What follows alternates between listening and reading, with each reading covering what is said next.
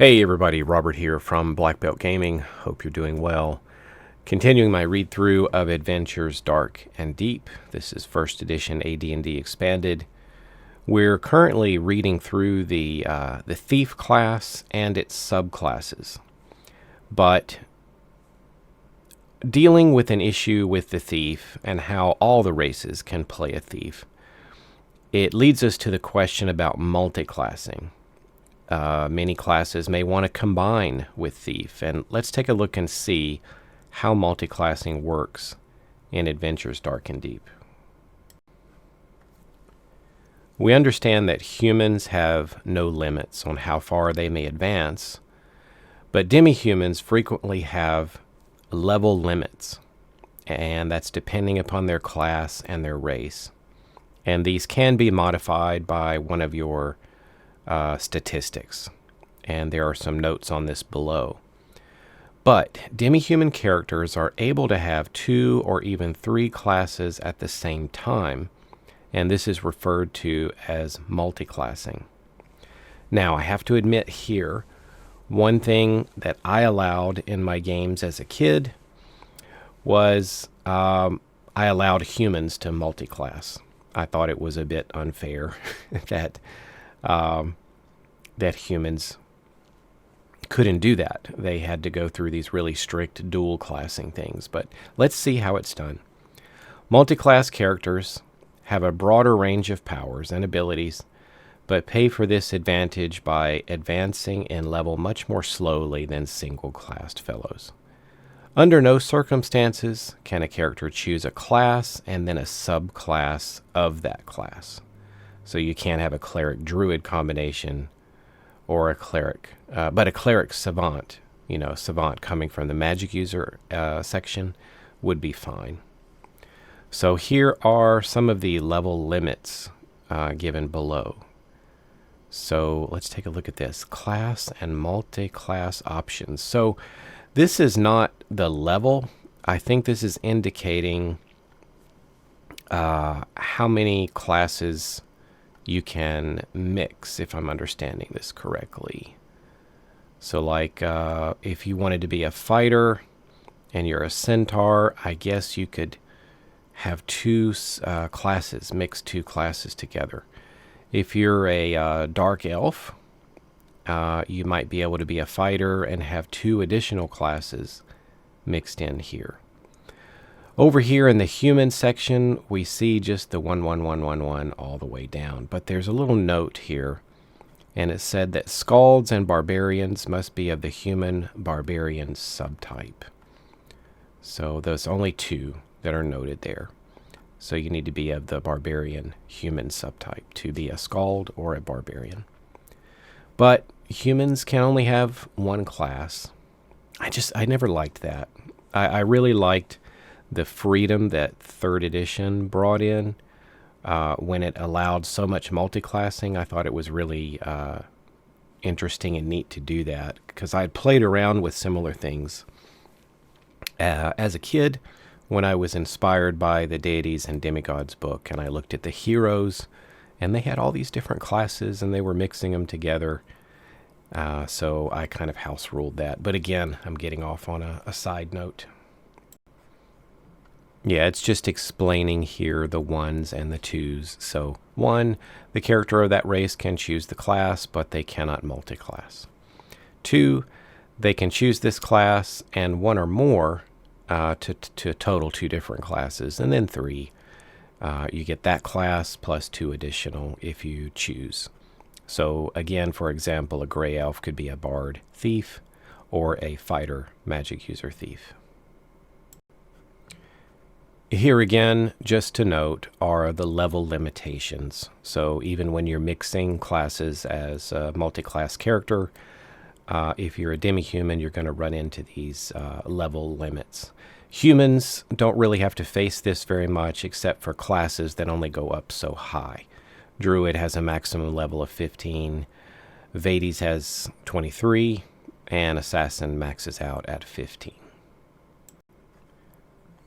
So we have some information here. Again, we may have glanced at this before, But if your ability score as a demi-human is a certain level, it might give you the chance to earn extra levels if you're a fighter or one of the other classes down here. So if the same class has multiple relevant ability scores listed, you must meet all the minimums to rise.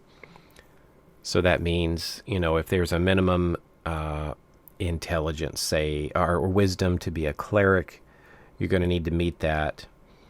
And if there's a minimum dexterity to be, a jester, you're going to need to meet that as well. So no matter their ability scores, wild elves cannot go beyond 10th level as druids, and harefoot halflings cannot go beyond 6th level as jesters. So I think we saw that up here. Let's see, the harefoot halfling, there it is. Jester was up here. 6. Yeah, so it's just saying you've still got to follow the level limits. And you also have to meet the minimum ability scores in order to select those other classes if you're going to multi-class. Experience points. How is it done? Any experience points gained are split evenly between the multi-class characters. Thus, if an elven fighter thief gains 1,000 experience points from an adventure, 500 would go to fighter, 500 to his thief. And again, for anyone who cares, I used to let people, as human multi-class characters or multiple class, I used to let them dump their experience points where they wanted to. So if they wanted to, be more of a fighter than a thief, they could do that. If the multi-class character gets XP bonus due to high ability scores, it's only applied to the XP for that class. Thus, if the fighter thief had the 17 strength score, he would earn 550 for fighter and 500 for thief. So what happens if you max out? Maybe you're a demi-human and you can only go up so many levels in one class. If a multi-class character reaches the maximum level for one, but not the other or others, experience points are still divided, and any XP in classes which the character can no longer gain are still tracked. However, certain magical effects could conceivably raise the maximum level for the character. In such cases, levels are instantly gained if the class has sufficient experience points. So keep track of it. Don't just throw them away. This is interesting. Armor. Armor for magic and multi-class characters. Multi-class characters will sometimes face a situation where one of their classes has restrictions that contradict another. The example is the fighter magic user. That was my first character, was a fighter magic user. Fighters are allowed to use any armor and weapons, while magic users cannot wear any armor and have severe restrictions on weapons. In such cases, the ability of one class overrules the restriction of another. Yay! I like that. Dragon Slayer did the exact opposite. The exact opposite was whatever restrictions you had, it was there. So it basically, I don't know, as much as I like Dragon Slayer, I would think I would adopt this rule instead, because it basically made multi-classing pointless when you are so restricted. What's appealing to multi-class in my view is being able to mix those different abilities together so that you can be a spellcaster that can use a sword and wear some armor. So according to Dragon Slayer, you're just totally restricted by what the magic user or the wizard can do. And therefore, the fighter, you might get some better hit points or something like that, but you can just forget about the extra armor and weapons, I think.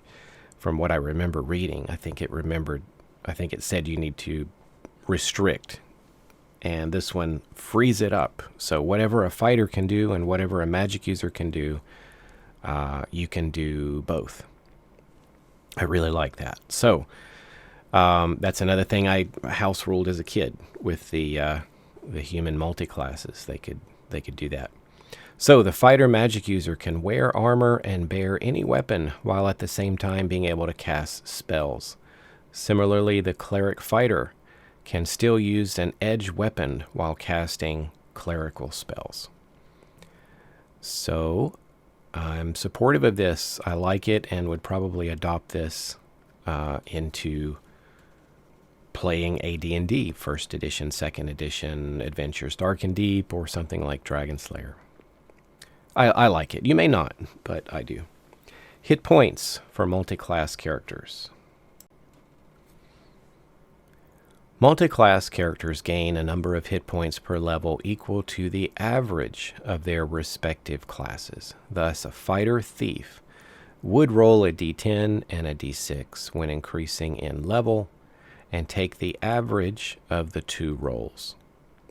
If the character rises in class unevenly, he earns enough to gain in one class but not another, then the character gains hit points when he first gains the level as an average of the 2 character classes, and he does not gain any additional hit points when the level of the 2nd or 3rd class is gained.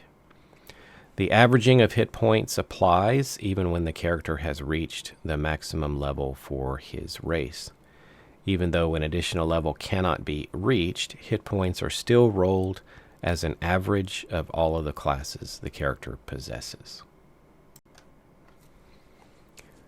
Okay, changing classes. What is this about? I haven't looked at this as deeply yet, but I think this is the old dual class that humans used to be able to do. Human characters may, once in their careers, only once, switch from one class to another. Barbarians may never change classes, nor can other class become a barbarian, and neither can non-humans. They also have the option to have one or more classes at the same time. So no character may switch classes more than once, nor may the character switch back. In order to change from one class to another, the character must have at least a 15 in the attribute or attributes relevant to the class that they are currently in, as well as at least 17 in the attribute central to the class being moved to.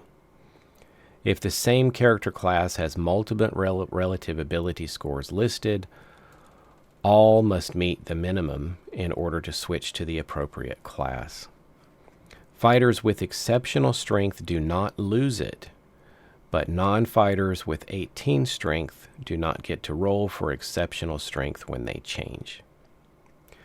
So, I don't know if something that always bothered me was when I'm a big Conan the Barbarian fan. And when the Conan Adventure module came out for 1st edition, I jumped on it. And I wanted to see how Conan was statted out. And one of the things they had in there was Conan was a fighter thief. I think it was fighter 14, thief 7, something like that.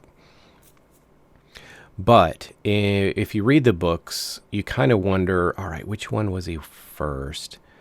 Typically, the novels start with him being more of a thief and then going into more of a fighting career later. So if you look at that and follow the rules here, Conan could not have exceptional strength. If you start as a fighter, a thief, and then switch to fighter, you don't get exceptional strength because you didn't start with it. But the write-up had Conan with exceptional strength, 18, 90%, I believe. And so then I was thinking, all right, by the book, he has to be then a fighter first who switched to thief. But then, he's fighter 14th level, and then he switches to thief. And so then it's like almost like the movie where he started as a pit fighter and then switched over into being a thief. But it was different from the novels, I think. And so it just made me question, why does it work that way? And why does it seem not to fit the rules and all this?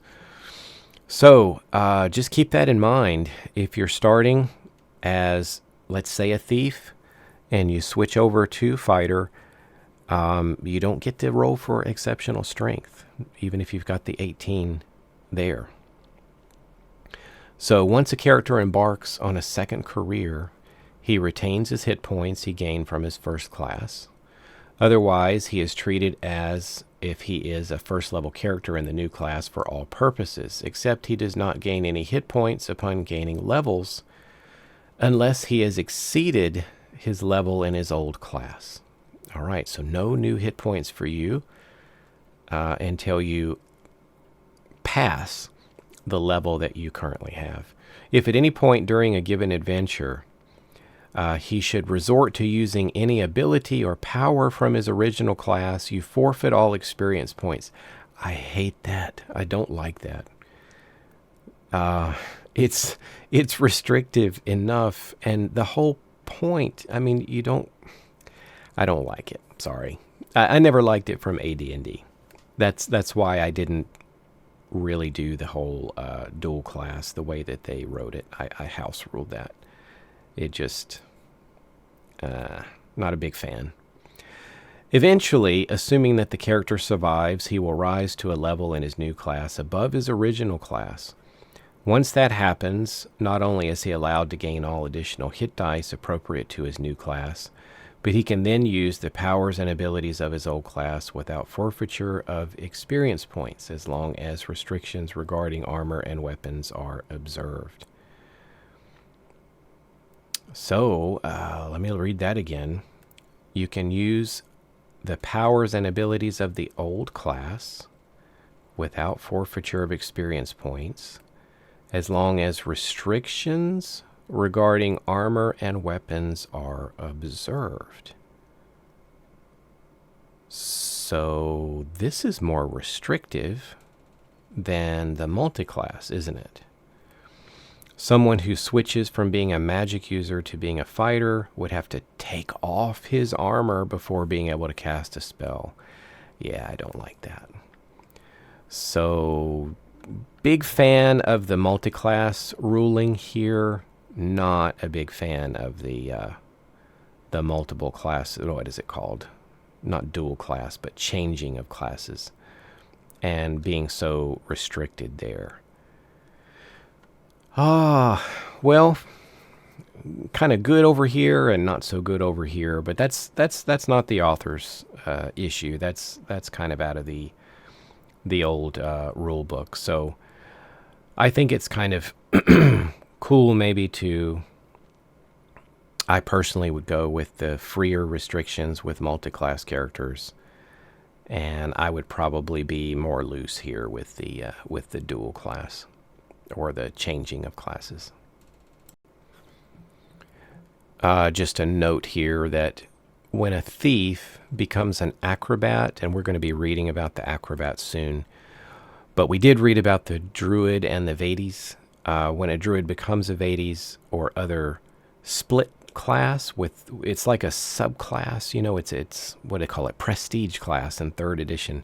It doesn't count as changing classes for this purpose, so you don't have to follow these strict guidelines.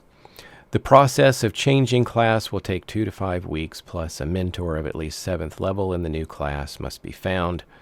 They'll charge you so much gold per week, 1,500. And once the new class has been entered, the character will not have any of the special abilities of the new class, but must observe all of the restrictions, weapons, armor, alignment, etc. Once character has earned 50% of the experience points it would take to become 2nd level in the new class, they'll be a full-fledged member of the new class, being able to use all the powers and abilities of that class. I don't like it. So if I'm a fighter and I want to switch and become a magic user, I have to dress like a magic user, give up wearing all of my armor, everything, and I can't even cast spells. So I guess I'm just cosplaying as a wizard until I get 50% experience points. The hit points earned prior to the assumption of the new class are not lost. So that's good, at least. Ooh, what do you guys think about that? I definitely enjoyed through the years reading the Conan novels, and And I enjoyed the movies too, especially the first one, of course. But I really liked being able to multi-class like they allowed in third edition, and I thought finally they fixed some of these issues that were so, delete cuss word, restrictive from first edition and second edition Dungeons and Dragons, especially regarding humans. But this is just something I don't like about older editions of AD&D with human characters. As much as I love the game, this is something I always house ruled and let players have more fun as humans. I just thought this was overly restrictive, but I could be persuaded otherwise. Anyway, let me know what you think about it, but that's the rules for multi-class and changing classes in Adventures Dark and Deep.